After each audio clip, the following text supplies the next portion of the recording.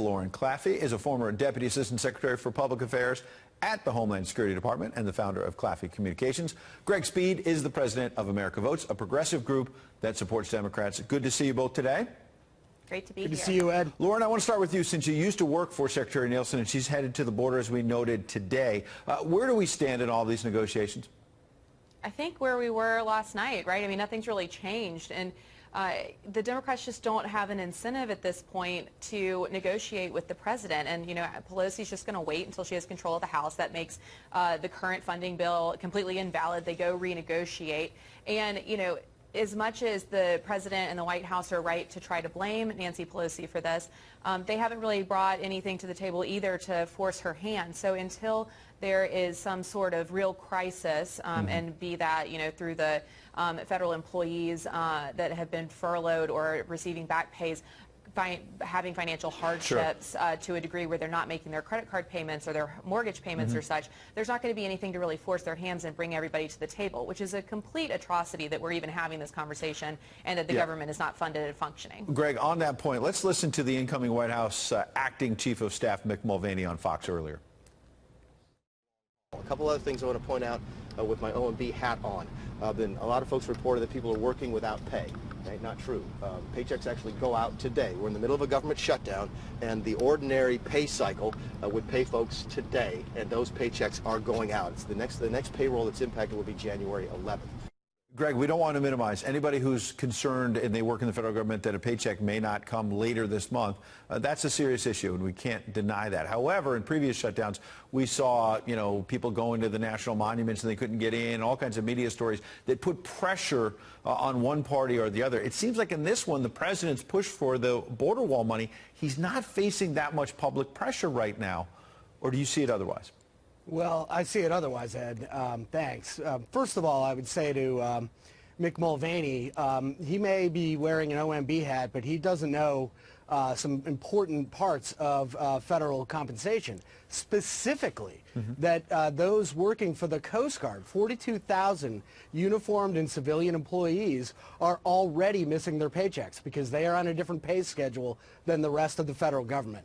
So you talk about Lauren had said, you know, and we start to see atrocities. We are going to see that very soon, and in fact, it has already begun for 42,000 folks in uniform and otherwise working for the Coast Guard. So I think the pressure is going to get ratcheted up in a big way in the coming days, and all the fingers are being pointed at President Trump in terms of who is to blame for this shutdown. Lauren, maybe I have never seen polling this decisive. Sure. We've had several shutdowns.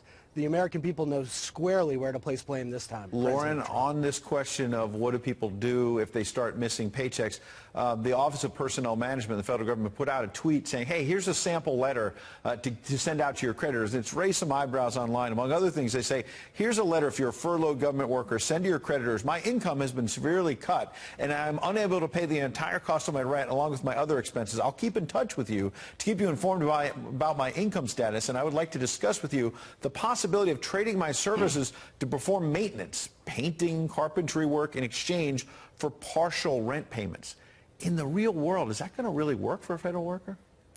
I mean, I don't understand how some of these people who have been deemed essential, and especially national law enforcement or national security officials, are going to be able to work their full-time job because they're official, but they aren't receiving pay. So then they're going to paint houses on the weekend to cover rent or whatever else. I mean, it doesn't really make a lot of sense. But it's important to note that these are form letters that the government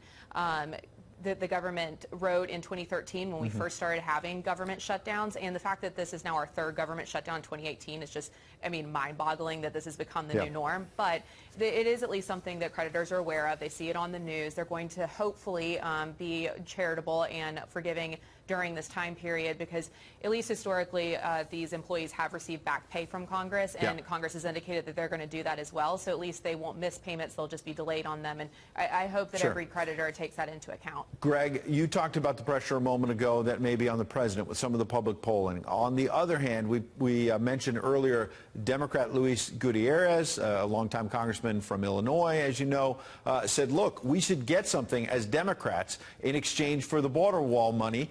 And then on top of that, the Washington Post editorial page, which last I checked is no fan of President Trump. You and I both know that.